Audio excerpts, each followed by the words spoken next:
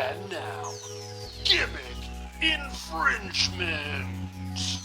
Welcome, everybody, to the Gimmick Infringement Podcast. I am Brad Winchester, and with me, as always, is my tag team partner, Tyler McDowell Blank. And Tyler, I think about this intro a lot. I think whenever I introduce you, it feels like I'm somehow responsible for organizing all of this. And I want to start with kudos to you for always keeping us locked in tight and having everything organized as a lead member of the production team. So I appreciate you. How you doing this fine Sunday? I got you, my man. It's always an honor to be with you. Another episode of Gimmick Infringement. I'm so excited for the conversations that await us, Brad. Pro wrestling, pop culture. This may be, dare I say, the most loaded agenda for an episode that we have had in some time. I am just elated to see you. I know we're getting closer to Thanksgiving break, which means we're also closer to the end of the semester and winter break. And I'm so thankful that we have this platform and for all of our audience, listening and watching us every week. I'm grateful today. How you been? Busy. I was going to say good, and then I sputtered into the microphone. I was working on a day off, working on another day off. That's 2 days off this week that I have worked. The only day I haven't worked is today. And it feels nice to not have to go to work. I'm good. I keep telling people at work I am overwhelmed with the number of blessings I have, which is a good way of me to frame I am doing too many things because I am doing too many things. I am stretched incredibly thin, but I keep looking at it as, no, I'm blessed to get to do all these things that I get to do because nobody else gets to do these things. Nobody else at that school has ever done the combination of things that I'm doing. So I like to think of it as like, no, I'm a pioneer in the sense that I am going to be a case study of probably a heart attack later in my future here. But of what it looks like when we have all of these people doing all of these things. We have English teacher over here. We got chemistry teacher over here. Nobody's a mental social health / stagecraft teacher. That's me, one of one, the end. So I'm trying to frame it like that and not, oh, we might have a show on Thursday and everything broke. And I'm still waiting to hear back about a tree lighting event that my mental social health kids might be involved in. So there's so much stuff going on that I haven't even told you about yet that my head feels very full. It also feels full because the weather changed here, Tyler, and my head is bursting with a migraine. And it's also bursting with lots of thoughts. And you hit me with one here that we're going to get to in a second. But let's do a check-in. How's the school year going? I love what you said. I need to think about this. That was a beautiful intro, by the way. You are one of one. You are a pioneer, and I'm glad that you can recognize that. Shout out to my amazing co-host here. Yeah, Brad, what you said is so spot on, and I'm going to borrow it. Overwhelmed with blessings. That's tough. I am going to start using that. I will credit you every once in a while when people ask me, but I am going to use that because it is accurate. Just do it after it catches on. Yeah, exactly. Yeah. Hopefully. It's an accurate description for how I feel about being at Sunny Slope. Amazing public high school here in the Valley in Phoenix. It's been lots of learning opportunities. Going back into the profession has been such an interesting existence. There are some things where I'm like, okay, I remember how to do that. Oh, it's like riding a bike. Here we go. Here's the lesson planning. Here's the learning targets. Here's, the IEP meetings, all those things. But there are also inevitably surprises being at a new school, working at a new district. Certainly there are lots of meetings. There's new faces and there's new names, and something that's been heavy on my mind. And of course the kids are awesome, right? Kids are awesome everywhere. What's been heavy on my mind is not that everything has to have a sports connection, but I think about, let's say, like a Kevin Durant, and how he's bounced around from team to team. He's undeniably a Hall of Famer. When it comes time for him to hang up the jersey, which city belongs to him, or which city does he belong to? Where does that jersey Seattle get hung up at? Is it Seattle / OKC? Is it Golden State? I don't think it's going to be Phoenix. Maybe it'll end up being Houston. But what I'm thinking about now is, true. I mean, perpetually, you and I have these conversations as well, and I don't think this is unique to us as educators. Year to year, sometimes you ask yourself, like, is this for me? Is this what I want to do long term? Especially on the tough days, you ask yourself that. But I'm also thinking of where can I just find sort of a work home, in the sense that I think what I'm desiring, aside from just desiring peace always in my life, which continues to be the North Star, um, where could my jersey be hung up one day? I often think about all the times we had at Marana, the great times. I didn't realize those were the great times when we were in them. I didn't know any better, but I have to give myself grace to remember, okay, that was a chapter of my life. I'm so grateful for that. This is a new chapter, a chapter I've decided to accept. And how can I just find stability and find a place to call home for the next several years? I've kind of bounced around from different companies or different schools within the last few years, going from Cactus, being there less than a year, to being at ASU for 3 years and deciding, okay, I need something new now. And so now I find myself at Sunny Slope in Glendale Union High School District. And I just want that stability. I look at somebody like you, frankly, who's been able to ride it out at one place through the ups and the downs. And my goodness, man, when you hang it up at Marana High School, we were speaking about this during the production meeting, I am going to sign that change.org petition to get your statue on Marana High School's campus, because there are so many times when you, and hopefully this translates to our friends who are even outside of education. There are so many times at work or with a company where you think, is this my time to just leave? I'm pissed off about this, or this other thing isn't going well. But I do find there's real beauty in sticking it out somewhere and navigating the ups and downs, because at the end of the day, your jersey will be hung up in the rafters there. And that's not to say don't take a chance and bet on yourself and spread your wings. But I'm thinking about, is this for me long term? Because we work exceptionally hard, Brad, and 1,000 people have left the profession since July 1st, just in Arizona, which is jarring. It's really bad. And on one hand, gives me validation that this work is really difficult, but on the other hand, reminds me how blessed we are to be in this role where we can have hopefully such a tangible impact. So there's a lot going on in my mind, as you can hear. I'm just thankful I'm putting one foot in front of the other and continuing to try to create good habits for myself at a new school that can just continue to lead toward forward momentum as I just meet new people and try to establish my name in a new setting. It takes time to really establish relationships and establish who you are and build that name ID. So I'm just trying to do good work, do great work one day at a time, and hope that at the end I'll be able to check all those boxes and just find peace. And just find peace. I think that we sometimes have an unhealthy relationship with work. I don't know if that's specifically in America, but we just sort of put our all into work. So much so that even on the weekends, we're either driving to campus or doing work. How can I just, how can I find purpose in my career, but also not feel as though I'm sacrificing my life outside of it? Financially, emotionally, I continue to try to find that balance. I was thinking about that as you were saying that, like, I was talking to some teacher, I guess, acquaintances that, retired from the profession 10, 15 years ago now, and how different it was when they were there. And 10, 15 years ago, it was not good. It was probably worse than it is now. You go back 20 years, almost 20 years when I started, it's in Arizona. That's when riffing started to happen. That's when Governor Brewer cut $1 billion from the budget and just slashed educator positions entirely because of that budget cut. But we were in the recession, which seems like we're hurtling toward one pretty big one. Things are kind of dicey. And I just think about what the demands, it doesn't seem like anything was taken away. It just seems like things get layered on top of each other. And then it becomes the expectation is no longer do this one thing, but differently. It's keep doing that, but differently, but keep doing it, but also these 10 things. And I think that's really where it becomes challenging, where it's, I'm reminded of when I worked at Walmart. I punched in and punched out.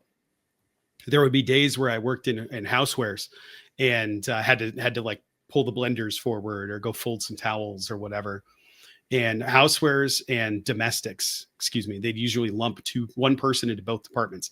That is a massive department. In our store, it was like there's all the outer aisles on the non-grocery side, and that's electronics, toys, automotive, hardware, lawn and garden, pets, HBA, cosmetics. I just did the whole ring. I remember where they all were. Wow. It's and then you get to like, and then you get to close. You still insert the you still got it.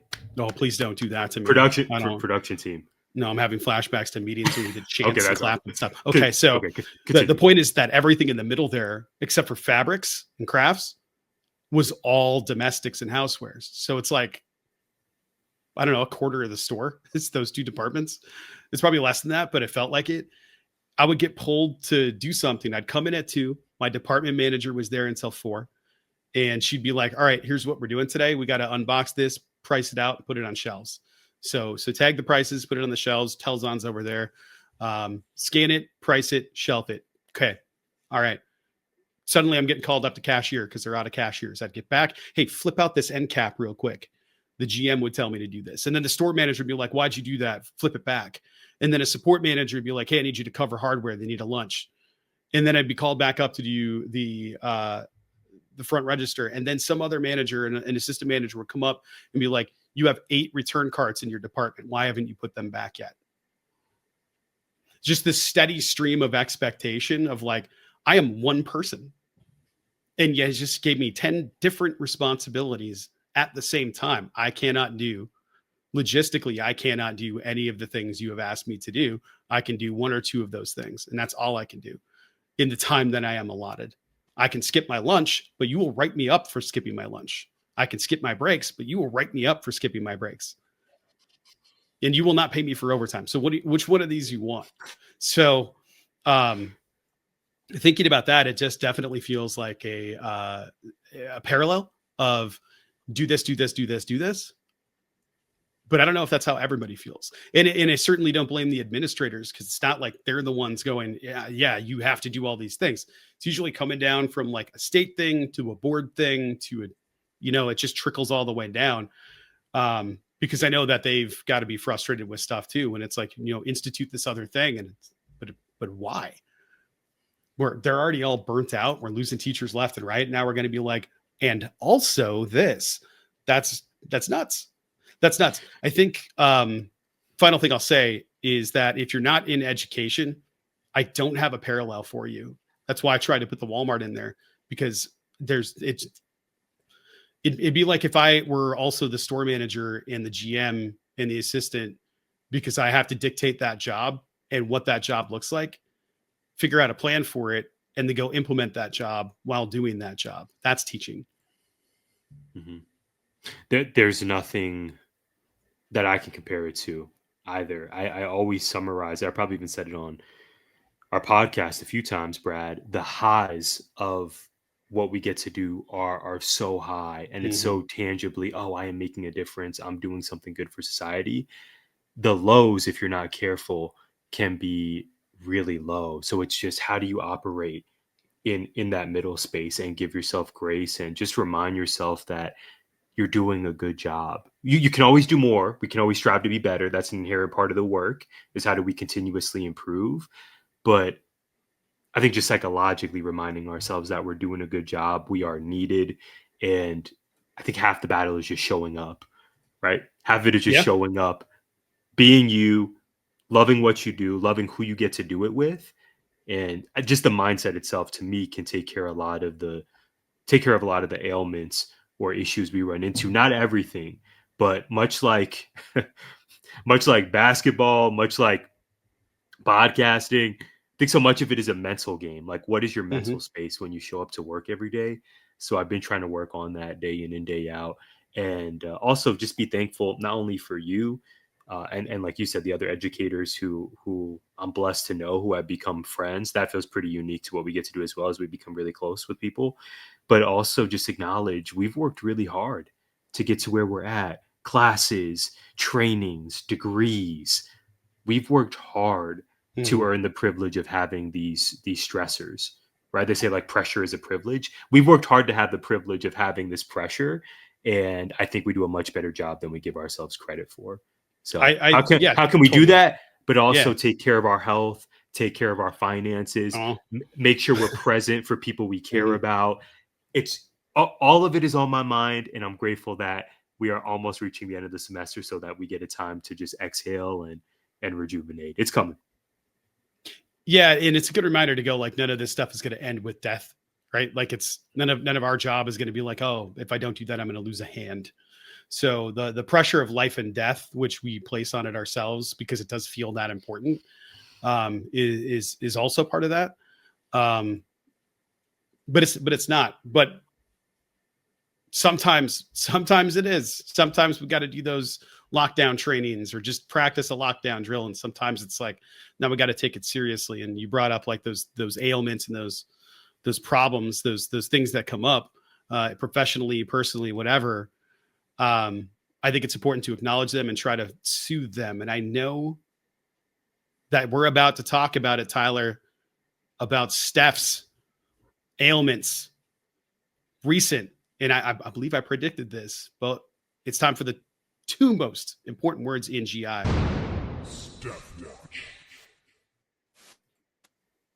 That's right. That you did. We have to talk about it. I thought of you when this went down on Monday. Steph watch. Following Stephanie Vaquer's victory over Raquel Rodriguez on Raw, Nikki Bella attacked our champion in the middle of the ring. We've spoken about this. We have documented this for weeks, Brad. The blossoming of this friendship between Bella and Vaquer, only to prepare for it to crumble, for it to disintegrate right in front of our faces. We prepared for this. I thought this wouldn't happen until the holidays, maybe even Christmas, but I'm not mad that this decision was made so soon because, as we've spoken about on previous episodes of GI, our champ, Stephanie Vaquer, needs some challengers, some legit challengers who can threat to take that title off of her. Although we don't want that to happen, we need some credible challengers. Nikki Bella certainly is that at the moment. Of course, the Boston crowd from Monday Night Raw booed Nikki Bella for this. We at GI booed her for this egregious action. But I do think it's best for business, and I'm excited to see what they can do together. Well, you said you thought it would be around Christmas time, and it is almost Christmas time, and it's time for those holiday movies to come busting out. Tyler, a holiday movie, you told me about this. I know your dad, shout out to him, told you about this, but Home Alone turned 35, so it's time for Back in the Day. Play the music.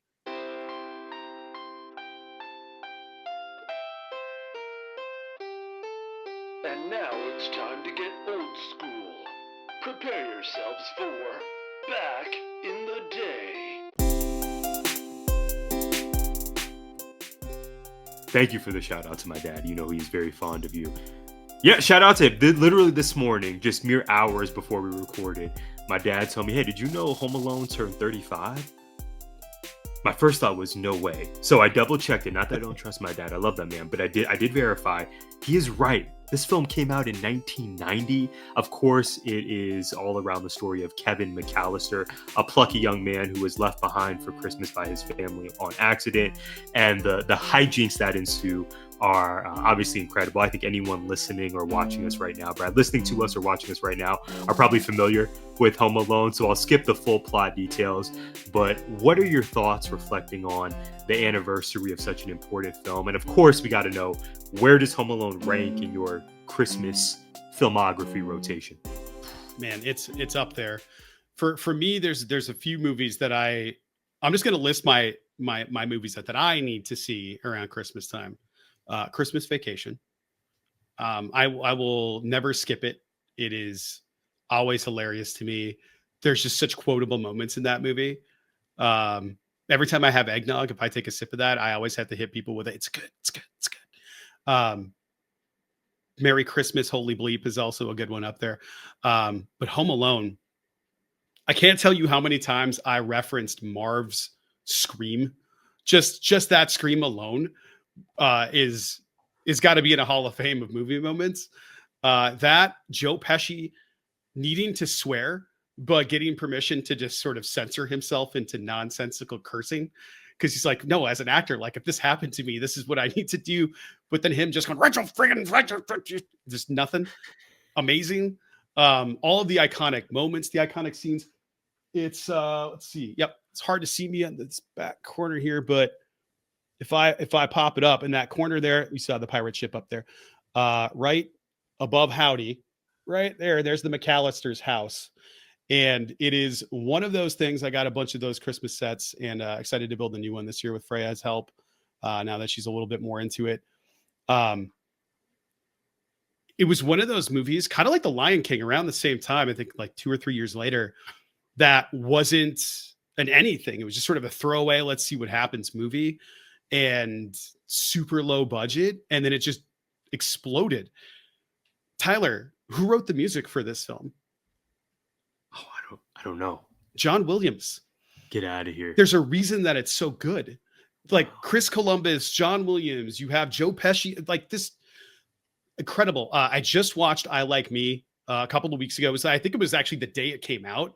I was up and I saw it and I went, oh, I got to watch this. I've been looking forward to this. The Ryan Reynolds and I can't remember who else produced the film, the John Candy doc, and it is amazing. Waterworks City, but talking about him just playing his instruments because he was in a band, like he just great musician.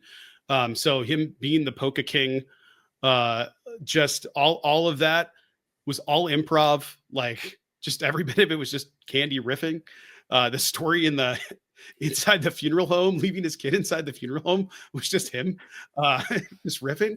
And I thought it was incredible. Man, I love this movie. It is a must watch at least once during the holiday season, which usually leads to Home Alone 2, which I love, not equally, but I love that movie too. It's still a lot of fun. We like to talk about how unrealistic it would be for anybody to walk away from these things without a hospital trip. Which brings me to the follow-up for the rankings. I have included Violent Night in the rotation. I love that movie.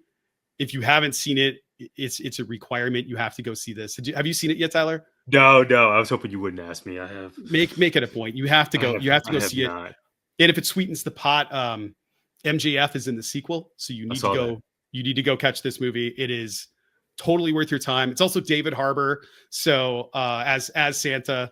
So that should tell you everything you need to know about how that movie goes, with John Leguizamo as the principal villain. But there's moments in it that are shout outs to Home Alone, but more like what would actually happen here if you get bludgeoned with a weapon like this. So I love it. It's as high up in the rotation as it goes. And I'll sometimes just play the music because it's so good. Mm-hmm. So yeah, like a 10 out of 10 Christmas movie for me. Mm-hmm. Yeah, you'll hear no debates from me on that one. It's top 5 for me, and it's not number 5. It is such a comfort watch. Mm-hmm. Kevin McAllister, the character played by Macaulay Culkin. This film it brings back so many memories for me, and it has aged just gracefully with time. Truly, you summarize the highlights of it so well, Brad. Joe Pesci is probably my favorite part of Home Alone. It's great. The New York of it all. It's a staple. It's a staple in this house for sure. Yeah, Catherine O'Hara is underrated in that movie too, because she's just sort of like, she's a comedic genius, and she just plays like mom so well, just so well in that movie. She has her moments of hilarity, like her just yelling Kevin is like Kevin. Okay, it's so good. Right. But like yes. The moments, her composure working with Candy, because they work together in Second City, it's just like watching those two together on screen was magic, and it was just so awesome.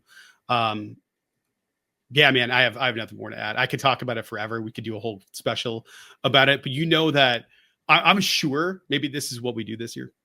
I'm sure at some point there were Home Alone shout outs and wrestling matches that I'm just not thinking of, because we know how big of a fan Macaulay Culkin is. So I'm sure something happened at some point involving Home Alone in AEW or WWE. And speaking of WWE, Tyler, you already mentioned it. WWE was in Boston, John Cena's hometown, home turf. Maybe you could beat me somewhere else, but not here. You don't have a chance. John Cena. I don't know what you're going to ask about, but I imagine it's going to be John Cena. So hit me with your question. I can confirm. He John Cena. Just wanted to say it one more time. I'll say it one more time. John Cena's farewell tour is nearing its final lap. The future Hall of Famer's final Raw appearance happens tonight in Madison Square Garden. Brad Winchester, my question: who should win the Last Time Is Now tournament, earning the right to face Cena in his final match at next month's Saturday night's main event? I don't know. I don't know. Who do you have be his last opponent. The only person that's on the roster that I could possibly see it being, well, there's two choices, and I don't have a specific one. Because I don't even remember who's in the tournament. Have they announced everybody, or they just announced the tournament? I don't think they have. No, well, I think they did, because they have people that won, right? Sheamus and Rusev and right. LA Knight beat a returning Zack Ryder. That was cool. Right. That was awesome. Carmelo Hayes and Gunther, right? Or no, it's Gunther and Javon Evans are facing off this week, and then Carmelo Hayes and I want to say, is it Bronson Reed, if I'm not mistaken? It sounds right. Yeah, I don't think there's any Obafemi, which disappoints me, but alas, at least he's back on NXT. If you want to have a really good match, John Cena Gunther, for sure. That's the one. I think Gunther's the front runner right now. If you want to have a shout out match, we already had it, and that would be Randy Orton to go back all the way to an OVW match, basically. That would be cool. I don't think anybody would complain about that, but can I interest you in Carmelo Hayes? And that was the next thing I was going to say, or a young guy with a ton of talent that made Freya very happy this week, because I sent Jess a clip of him. I don't remember who he was hitting in the face, but up on the turnbuckle, the 1, 2, 3, and he hit him, and at 6, 7, and stopped to go like this, and the crowd was going nuts with 6, 7. So for Freya's in line with that as well. How did I not mention that during our semester check-in? I have learned what 6, 7 means. Oh God, have you? What does it mean? It means nothing. It's just them doing it. I'm aware. Shout out to LaMelo. Okay, so Freya's aware of the 6, 7 movement. This is interesting. Oh my God. No. It's Tyler. It's only getting to like be a thing at a higher level. You just go into an elementary school. Oh, maybe don't do that. You'll get arrested. But if you go talk to somebody that has children in an elementary school, they already know it is rampant. It is actually insane.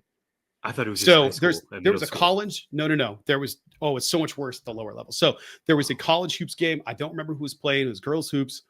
Somebody was at the free throw line, 2 buckets. They had 65 points. Made the first one. I see where this is going. Made the second one. And a middle school was there to watch the game, and the crowd went crazy. You just see these arms flailing, and everybody saying 6, 7 and cheering and stuff. It was crazy. So yeah, it's everywhere. Freya won't show up. The clip. Really okay, so Freya's on board with our Carmelo Hayes agenda, possibly. Maybe I think so, because I don't have anybody else. I just don't know who else it would be. Maybe it's. No, I don't think it would be. We know Joe Hendry is signed with WWE now. That might be kind of fun. I don't think it should be his last match, but I think a match with him would be fun where Cena squashes him. But we could have really fun moments in the ring, or have somebody interfere with Joe Hendry and start a storyline that way would be really fun too. But I just think that would be a blast. I would love to see that.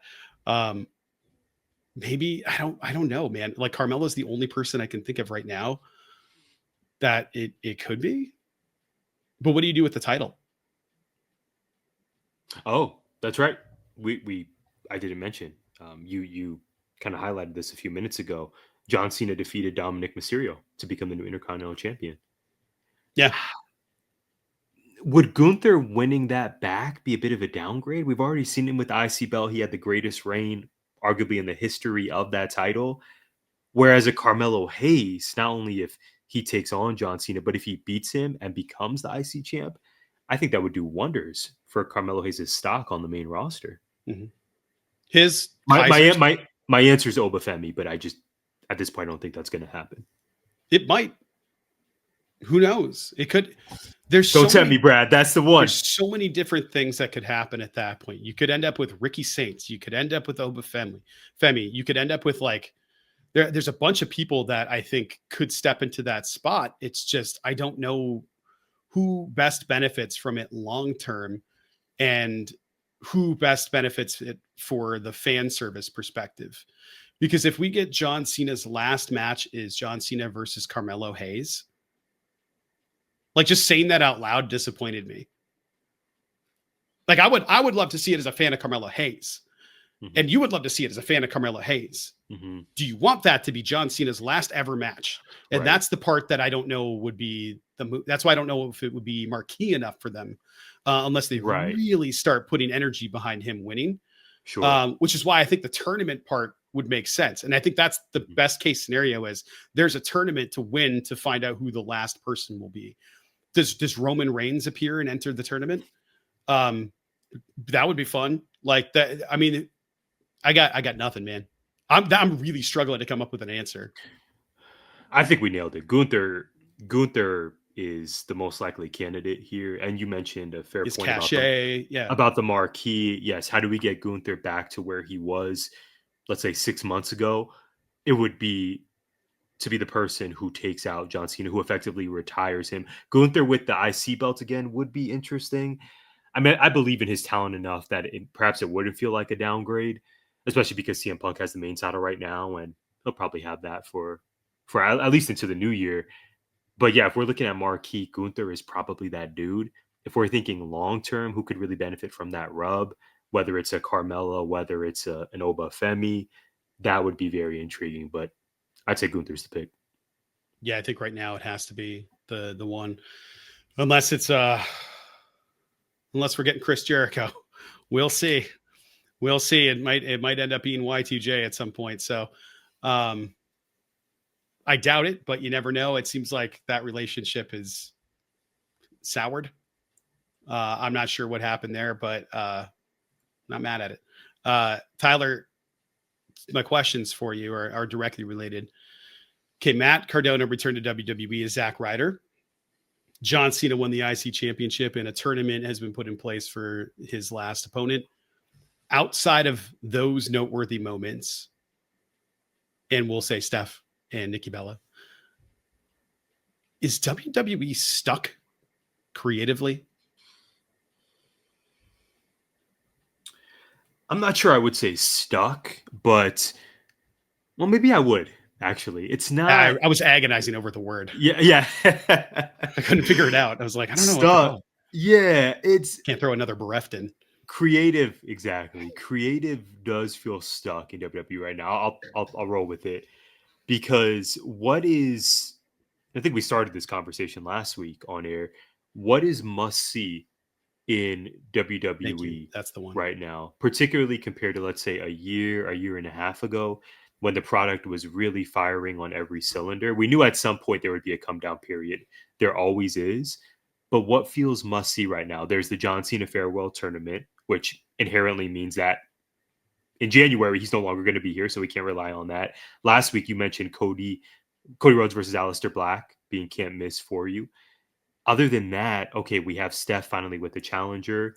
Let's see how the Nikki Bella rivalry goes. I don't think Steph's going to lose that match. I don't think she's in any real danger. I could be wrong. There's Oba Femi popping back up on NXT. He does not need to be on the NXT brand anymore. I want him on Mondays or Fridays. Chelsea Green is always fun. But what else is can't miss right now? Is the Vision can't miss for you, saying Seth Rollins? No. Logan Paul? You said can't, right? Not can. I said can't. Is Logan Paul can't miss for you? He Drew is McIntyre can miss. Currently? Everything is can miss. Except for, you know what? Shout out to Drew McIntyre's hair. I mean, shout out to the Claymore. It was beautiful. Best like that hair is just flowing and wonderful. Yeah, he's the man. The envy of all on social media. After that, I don't know, whatever. Jade has the title now, which is good. You love Julia. And I was really biting my nails at the prospect that BFAB might pull one out over Jade. It's just, yeah. We won't get like, was anybody like, I couldn't even get through that without chuckling. Like, we're going to take this not really developed character and like, who's next? Maxine? Like, I don't know what we're doing here, where we don't have like the top level people challenging for the title. It's just Jade booting people and jaded them and murdering them, which I'm glad for. I'd love to watch Jade commit crime, which is what we want. We've called for this. 100%. I guess I understand if you're going to take somebody that's at the top of the card and destroy them. You don't really want to do that, because then what do you do with them afterward? When you can't have her go out there and squash Bianca, like, you can't. That just can't happen. So I guess that makes sense. But I I think it's great. Like the pieces that are in place, I'm actually super happy with. Dragunov, Cena's got a title, CM Punk's got a title, Jade's got a title, Steph has a title. Like there's a ton of really good stuff going on, and the right people have, or I'm going to say the right people, like great people. I don't know if there's a right person, but like awesome people that we love and respect. They have belts and they are defending it. It's just feels a little stale right now. Everything's around John Cena. What's the plan for when he leaves? Because I heard that's coming up. So I'm just worried that they're building all of this momentum when they talk about it's the road to WrestleMania. Well, that road's getting awful close. Like we're on the driveway almost out of it. And right now I don't have a very clear idea of where all of this is going other than John Cena's last match. But we got PLEs along the way. So, and if we also consider the advertising for WrestleMania, I know you saw that Las Vegas theme clip from a week or two ago that they put on social. The 4 people you're marketing WrestleMania Las Vegas Part 2 around right now are Cody Rhodes, makes sense, CM Punk, got it, Roman Reigns, and Brock Lesnar. All guys who are near or already in their 40s. So the question continues to be, who's that next crop of talent that you are pitting as or positioning as the face of the company? We know on the women's side, so many people we can name. We could have a whole podcast discussing the women's talent and how much we enjoy all of the women in WWE proper and then in NXT. On the men's side of things, there's a real conversation around, okay, Cena's hanging it up, in a few weeks. CM Punk, Cody Rhodes, Roman Reigns will hang it up eventually. Brock Lesnar appears infrequently, but after that, who is positioned as being next up? And dare I say, people who are, let's say, not yet 35 or not yet 30. Javon Evans, it seems like he's being positioned to have an official main roster call up.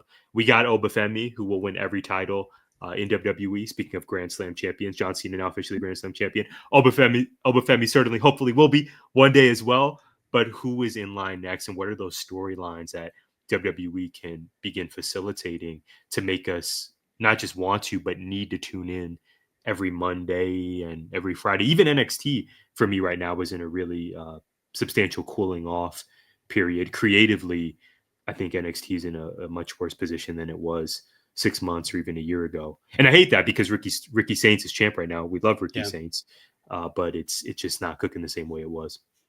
Ilya Dragunov is 32. And I think that will be a big piece. I don't know what that looks like in 5 years, but it's pretty clear they're super high on him because he got injured, came back, and immediately won a championship. Just like that. And he has obviously the moveset. He gets it in ring. He kind of reminds me of, I don't know, the way he sells and stuff and the way he commits to everything and his expression. It reminds me a lot of like, I don't know, somewhere between Bret Hart and Shawn Michaels in ring. The way that like they get messed up and the just emotion on the face, especially like, or maybe even CM Punk. I don't know. Just the committing to the idea that this is supposed to be a fight and we're supposed to be in pain and stuff, and going all out, being a little bit on the edge of over the top, but not quite there, where it's like, no, I'm looking at good acting when I see him in there because he's doing this expression for the audience that needs to happen. I don't know. There's something about him. I see him in the ring and he just has that it factor. And then it's just, promo work. And he's good, but like if you can figure that part out, maybe find a catchphrase because it's WWE, it'll take off. And I can absolutely see him running the company at some point, unless we go to war with Russia. Then I think it might be a problem for him, but we'll see. I think we might be going to war with Total Nonstop Action Wrestling, Brad. I will transition us to our next segment. This is also one that came together within the last, say, 48 to 72 hours as we record on a Sunday morning here in Arizona. Brad, we have to talk about it. TNA Wrestling is back with live events. And one of those events, well, two of those, as a matter of fact, left us with some questions that we need to discuss on this very podcast. Let's hit the music. It's time for What Happened Here. Mike Santana is no longer TNA World Champ.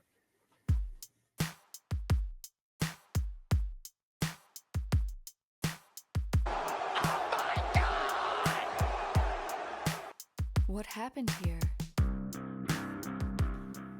Brad, do you want to kick this off now, or should I? Because you thought of me when this went down. I want sure our did. audience to know how you felt in real time. Well, my I think the initial thing that happened is I'm trying to check out Patreon right now because I know there was an update on this and I didn't get a chance to read it. Oh my gosh! Yeah. Shout out to SRS and the Fightful Select team. So if you didn't see it, I'll check it out in a second. So listeners and viewers don't have to watch me read. My first reaction was laughter because for the last solid year and change, it feels like you've been advocating for Mike Santana to win that title. He finally wins the title and immediately loses to old man Frankie Kazarian. Shout out to Kaz. He's still great. He still does a lot of really good work. He's still just a lot older than Mike Santana.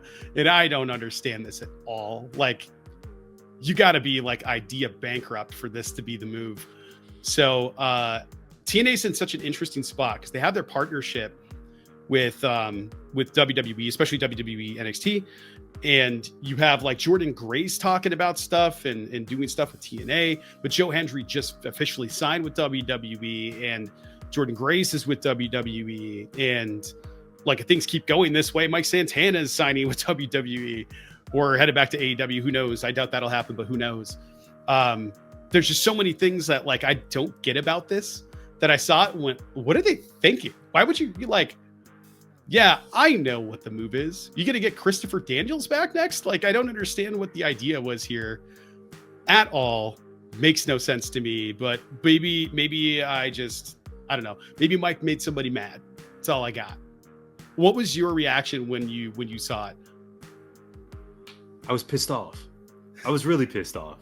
You nailed it. Thank you for thinking of me. I needed that to pull through. This was another example, unfortunately, of an LOL TNA situation.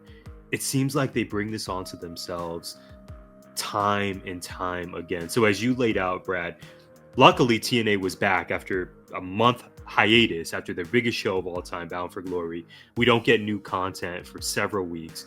Okay, finally they return. They're running Full Sail, former home of NXT, Full Sail University in Orlando. Okay, I'm good with it. New scenery, Jones, cool. So they have this live Impact on Thursday, and as you pointed out, Frankie Kazarian cashes in his Call Your Shot Gauntlet trophy, effectively a Money in the Bank, at the end of the show when Mike Santana is taking on Ryan Nemeth. So that happens. Kazarian cashes in and he beats Santana with a roll-up. And mind you, right before that, NXT infiltrated the match and attacked Santana and Nemeth, and not Trick Williams, Ricky Saints, Obafemi. This is sort of the B team of NXT players, respectfully. You had Brooks Jensen, you had Lexis King, you had guys who are not positioned as being the top dogs in NXT. So that's already like, okay, what are we doing here? Kazarian cashes in. And then this is really what led to us solidifying that we would have this What Happened Here segment, is that TNA, apparently, reportedly, TNA media tried to effectively work wrestling reporters, including Sean Ross. That's what I was just reading about. Yeah, that's crazy. Yeah, shout out to former guest and friend of the show, Rob Wilkins. And effectively, the message from TNA media was that Mike Santana is skipping his media obligations. He's nowhere to be found. He's MIA City, and he's putting the Turning Point main event in jeopardy. So we had the live Impact on Thursday, and then that next night, TNA was running Turning Point, also from Orlando, also from Full Sail University, one of their kind of premium live specials, exclusively on the TNA Plus app. So the promotion was Santana is pissed off at what happened with this loss, and he is not fulfilling his media obligations. He may not show up for the show. Mind you, and feel free to jump in, Brad, as Sean Ross Sapp included in his report, Mike Santana, known for being one of the most professional, responsible, hardworking people in the industry. So if this is all in favor of the storyline that Mike Santana got screwed, he's pissed off, the fans are going to totally get on his side and be there for him when he reclaims that title, all of it feels like a complete unforced error. Why in the hell are we doing any of this? He won at Bound for Glory, which was already months overdue, just like it was months overdue for Joe Hendry to win the title. And the first show back, the title's taken off of him. Why are we doing any of this? It's another unforced error by TNA, and I'm not happy about it whatsoever. Final Resolution, their next premium special on the app is December 5th in El Paso. Maybe Santana gets the belt back then? I guess that would be a good thing, but all of this is so unnecessary. Yeah, it seems stupid. Like, I don't have any other word for it. It just seems like they went, hey, I got a good idea, but nobody said, so it's not a good idea. Like, that's all somebody just need to go, like, that good idea you have isn't. That's it. Those are the words. And it turns out the person that said it's not in their head was right. And everybody else, I wonder if this is a product of groupthink. It's some jabroni was like, this is a stupid idea, but I don't want to lose my job, so I'm not going to speak up. I'll just say, yeah, it's a great idea and move on for the benefit of the whole group. And now we got like just problems. And I don't know how it works over there with creative. I don't know if it's the people that are trying to sell the promotion or get it a media TV deal. I don't know. If that's the case, I got questions about why you went, let's have the brown guy drop the title. That's something that I thought of immediately. I'm like, maybe this is, I don't know. Nothing feels good here. We're going to have him win the title and then lose it in a stupid way. Like they were watching tape of Brock and Kofi. So I don't really know what happened there. I guess that's why the segment's called What Happened Here. Best I got.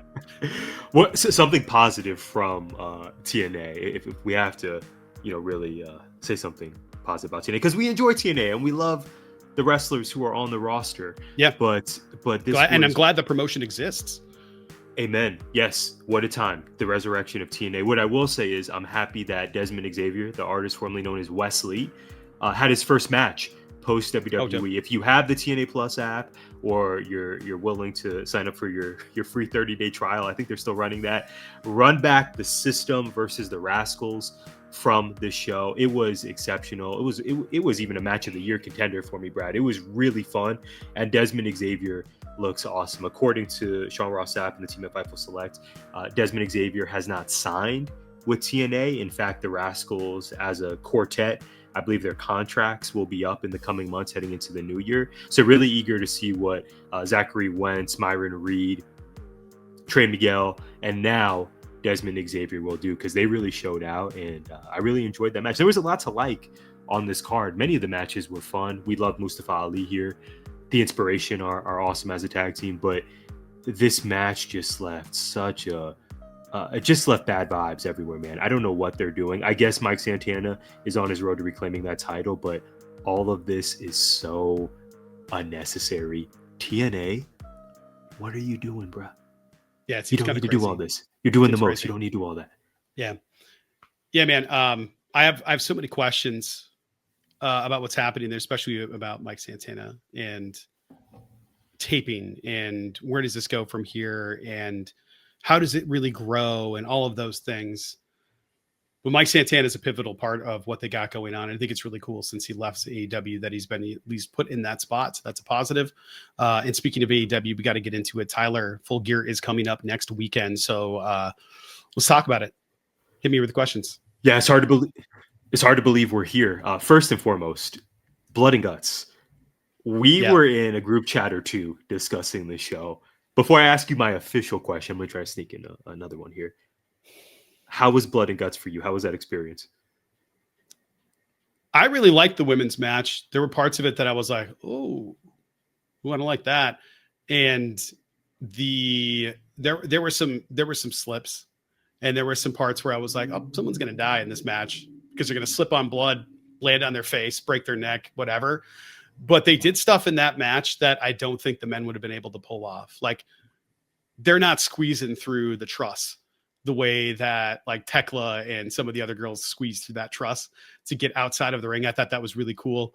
And there were just some moments in it that I was like, this is awesome. The mirror spot was crazy. Like, there was a lot of really awesome stuff in this match that I thoroughly enjoyed. For the men's side of it, I mean, like, you knew it was going to be good. Joe bringing down the cage when he's beating up Hangman, I thought was great. And now we're getting them in a steel cage. That I thought the event itself was awesome. I thought they did what they needed to do. I would have liked the men's and women's match flip-flopped and have the women main event. But I don't mind them opening either, because we got to see them first, which was really cool. So I was really happy with everything, and I thought it was a really fun event. Yeah. Well, and as president of the Marina Shafir fan club, this was a seminal night for you. It was great. She entered last. She got to choke ladies out. She looked great. This was they're having her the biggest Marina thing. Shafir moment to date. Yeah. And I saw her in an interview, and I can't remember who it was with, but talking about how all these girls went to this room, and it was like Bryan Danielson, Jon Moxley, a couple of other guys that are leaders in the locker room, saying, like, if you want help, we're here to help. Come talk, and we'll give you feedback and help you out. And everybody left, and Marina went and talked to Mox. And Mox has been like working with her ever since for the last couple of years to try to find a character and try to find like a footing and go like, because he looked at it and went, oh yeah, I see what you're saying. We can definitely work with you and work with this, because it's so different from what other people are doing that it just sort of works, because she's the only one doing it that way. And because she's the only one doing it that way, where she looks like an actual killer out there, it just makes her such a credible threat, because she can shoot, fight. And then to have her go out there and look like she's just fighting people and going like, yeah, I'm just going to choke you out here real quick, is awesome, because that's what she needs to be. And it's so good. Yeah. I loved it so much. I figured you would. And for her to ragdoll Chris Statlander. Oh my God. Right off the bat, I thought, this seems intentional. I don't think this is happening by accident. Yep. Post Full Gear, assuming, and we'll get into this right now, assuming Chris Statlander defeats Mercedes Moné, who is going to be next up for Chris Statlander? I thought to myself, okay, Megan Bayne, I think, will be the person who does end up defeating her. But a Marina Shafir Chris Statlander feud is one that I can be sold on, especially with how she was dominating Chris Stat during this match right from the jump. I thought, this is really pointed, and I bet Brad is applauding right now in his living room. 100%. Yeah, 100%. I loved it. I thought it was a lot of fun. I thought the whole night was fun. I know a lot of people were uncomfortable watching it, especially with the women bleeding out like that. Like Skye Blue probably got like 18 bags of IVs or something afterward, or drank. This is my match. You go, Skye. Yeah. I loved it. I thought everybody looked great in the match. They all got a moment to shine. Even I got my wish. The puppet came out. Like all of it. I thought Mini Moné. I thought all of it was just fun, man. It was super violent, which isn't for everybody. But it was like all of professional wrestling at its best, all in one spot. And I just thought that was so cool. You got like high flying stuff, you got hossing people around, you got silly stuff. There was color. I don't know what more you could possibly want from a wrestling match when you have all the little stories within it. The stories coming out of it. I loved it. Like the more I talk about it, the more excited I get about it. Mm-hmm. And to get it on TV. Exactly. You read my mind. I was about to say it was effectively a pay-per-view that we got on TV. Speaking of about as long as one. Yeah. About as long as one as well. Yeah. Speaking of pay-per-views, you mentioned this. Full Gear somehow already is this Saturday from Newark, New Jersey. All right, here's my official question for you. Or actually, it's less of a question and more of an ask. Give us a bold prediction for the show. Oh, man. Looking at the match and the card, thinking about what came out of Full Gear, I'm really struggling to come up with a bold prediction. I guess the closest thing I could have to one like that, Samoa Joe beats Hangman Adam Page in the cage. Cage in the cage. Page in the cage. That's bold. That is a bold prediction. But I don't. Do I believe it? Not really. But I think it could happen. If it's going to happen anywhere, that'd be the place. Sure. I think. But I can also see Briscoe beating Kyle Fletcher and getting a moment there in a no DQ match, because there's going to be a ton of stuff and interference and things. But I can see Briscoe having to do Don Callis stuff, and I think that could be a lot of fun too, where he is just there begrudgingly doing things and just mad about it the whole time. That might be the more entertaining outcome. After that, I don't know. I don't have a bold prediction at all. Maybe we get a return from somebody that I'm not thinking of. Maybe I'm wrong and this is Jericho coming in. But I think it would be more likely that if it were anybody, if the store opened and it's going well, it'd be Reby. Reby and Angelo. I don't know. Maybe Britt. Maybe we get Britt back. I don't know why she's gone in the first place. I have no idea, man. I don't have a bold prediction because I'm struggling with the card in general. The only thing I can think is like the TBA all participants in the Casino Gauntlet is an MJF return or a Swerve return or both. Maybe Keith Lee. Let's hope. I will continue to hold out. Yeah, I've given up hope there, but that would be excellent. No pun intended. That'd be glorious, if you will. I want to stick with Swerve Strickland. I foresee that Swerve returns, not in the Casino Gauntlet to crown the inaugural national champion, but during that main event. Maybe there's a way. Not saying I want it to play out this way, but we know Samoa Joe has backup in the form of Shibata and Hobbs, who will be there to defend Hangman to even the odds, if you will.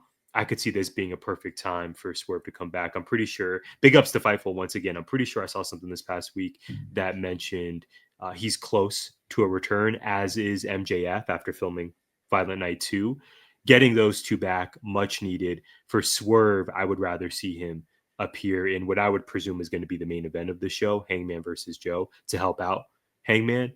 And I think that would be a great way to cap off the night. I think this pay-per-view really needs some surprises that hit. If we get one of those two, MJF or Swerve, you listed off a bunch of names that have been important figures in AEW, Brad. If we get one or multiple of those returns, I think it would be spectacular. And not just it would be spectacular, I think the show warrants it. I think it's frankly really needed. We know the in-ring work should be good to outstanding, but what are we going to remember from this show aside from great grabs? I think this show could really use that, especially if we're not going to get Okada versus Takeshita yet, especially if we're not ready for thinking of another match that they floated out there, which is escaping my mind right now. But if we're not going to get some of those added in the next few days, we might. But if that's not going to happen, this show really needs some surprises. Let's get Swerve back. Let's do it.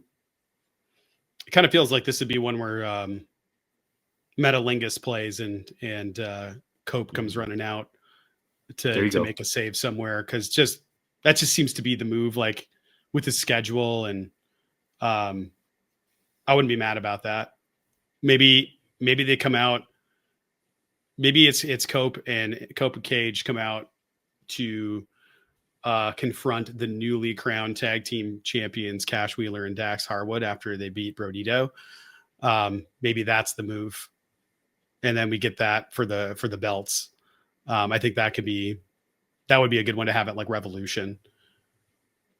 So who knows? We'll see.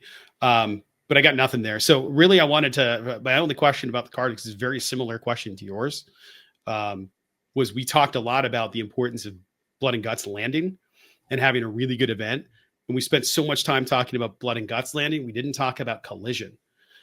Tyler, after Collision, what do you feel about the build toward this card?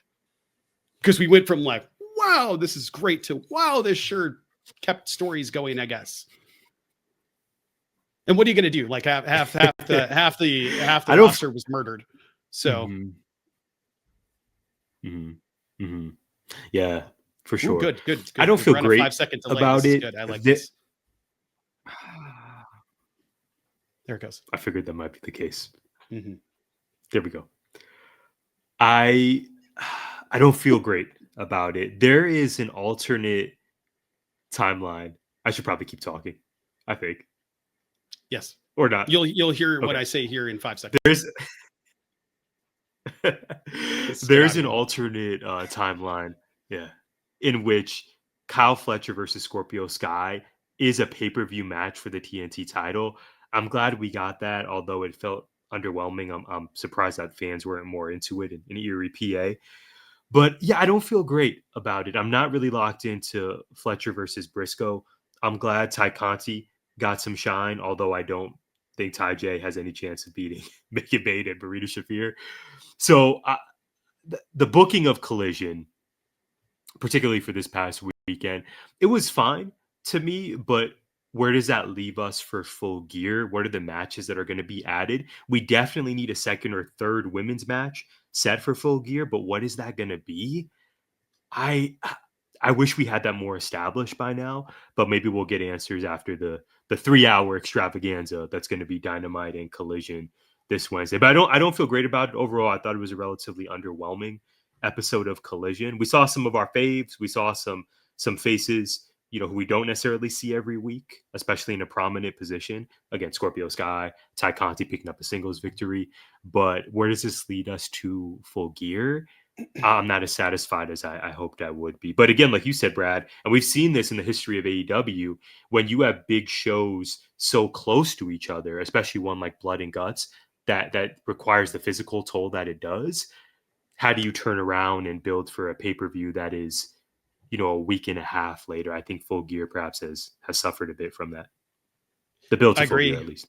Yeah, I agree. And I think that it's still going to be a great show. Like, I think it suffered a little bit, but we also know that they're going to churn out excellence even without a build. We did it this year. Was it with, I can't remember if it was Forbidden Door or something else, where we were like, yeah, there was almost no build. And then all the top talent was injured. And then suddenly we have this incredible pay-per-view out of seemingly nothing. Right. So I think even All Out Canada. That's the one. You and I really enjoyed that. The Jurassic moment, you described it as healing. We got Hangman versus Fletcher. We got FTR versus CNC, for sure. Yeah. Yeah. And I think, I don't know, anytime you get something where you have, you come out of a pay-per-view feeling like you had a victory, that you got to take it and go like, yeah, that was a good show. And speaking of victories and victory laps, which I told you to take, Tyler, it is time to get into the last Golden Bachelor version of this season of A Rose from Tyler. So play the music. And now for A Rose from GI's most eligible bachelor. I try not to use his name in vain, Brad, but thank the Lord we have reached the end of the Golden Bachelor Season 2. I hope our audience has enjoyed the segments that we've delivered. I hope they haven't skipped over it every week. But this has been a journey to get to this point in the season. Like you said, it was the last episode. I will take my victory lap. Thank you for your texts during the week. I was right. This is the 10% rule. I do have a correct prediction once in a while. Peg was the last woman remaining on Mel Owens' season. Now, mind you, Cindy, the other woman who was left, she exited after she did not receive enough, I put in my notes, emotional clarity from Mel. She wasn't feeling what he was putting down in terms of like, hey, how do you feel about me? Where do you see this going? Are you ready for a proposal? Mel was rather uncommittal or non-committal in that sense. So Cindy said, you know what, bro? Deuces, I'm out of here. Thank you for this experience. And she was very classy about it. And I'm sure she will be just fine leaving this show.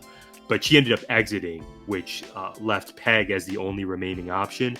Mel ended up proposing to Peg. Peg says yes. She did it.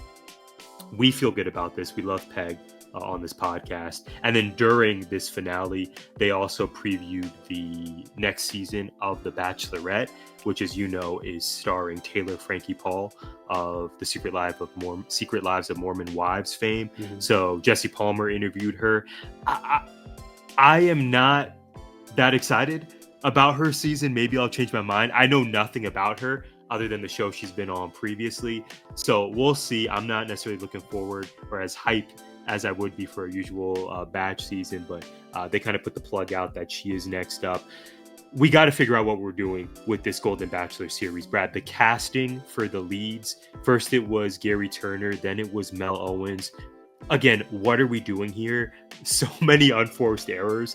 Fortunately, they landed the plane on this season. Fortunately, Peg got that final rose, and we can rest easy for now until Taylor Frankie Paul's season. Taylor Frankie Paul is such a great work name. I just wanted to throw that out there. TFP. It kind of sounds like somebody that would be doing backstage interviews more than a wrestler, but it definitely is a great name for the business. That it is. We'll Tyler, see. Maybe I'm wrong. Maybe it'll be an entertaining season. Who knows? In 5 seconds, why don't you hit us with what did we miss this week? Okay, I counted to 5. Here we go. What did we miss? It is the season of breakups, Brad. 2 big breakups I want to make sure we cover here. First, Big Sean, hip-hop star Big Sean and R&B star Jhené Aiko have separated after 10 years. They have a child together. They put out an album together years ago. Really surprising. Definitely one of the kind of the first couples of hip-hop and R&B, as it were. But they have split up. And in basketball and sneaker news, Golden State Warriors megastar Steph Curry and Under Armour have separated after 13 years of business together. I have many thoughts on this. If you want to check them out, I recommend you visit gimmickinfringementpod.com. Click on the writing section. There's a new piece up there entitled Underdogs, again, documenting the history of this partnership, what it did for basketball, what it did for sneakerheads, and also attempting to answer the questions of what is next for Steph Curry, and also what is next for Under Armour. So I wore my Steph's the other day to work. I wanted to throw that out there. I haven't been wearing like normal people shoes for a while. I've been wearing my very stretchy other Under Armour shoes that I wore to the gym back when I used to go exercise, and not just get it from climbing endless staircases and ladders and stuff and lifting heavy crap around at work. Now I get plenty at work. And I was thinking about that. I was like, oh man, this is kind of the end of an era. And I didn't even realize it was happening. But then I got home and my feet hurt real bad. So I guess it's for the best. I also think the lag has stopped. So I think we're good. Tyler, another breakup here would be the American people with the need to have Clinton emails released, because we got some Clinton adjacent emails released about President Trump and Bill Clinton and Epstein's Island. And I'll leave it at that. And then finally, I have an update because Rebel gave an update, artist formerly known as several different things, but Rebel, don't call me Reba. So she's been out for a long time, and I'm not even sure if she's still on the roster, but we know she was battling something. She was sick, injured, whatever. So she's had a lung condition for well over a year, and they were treating it for this fungal condition for well over a year. And it turns out it's not a fungal condition. She went to Mayo, and it is non-Hodgkin lymphoma. And she also, along that time, has picked up a functional neurological disorder, or it's called functional neurological disorder, and it impairs your ability to walk, to speak.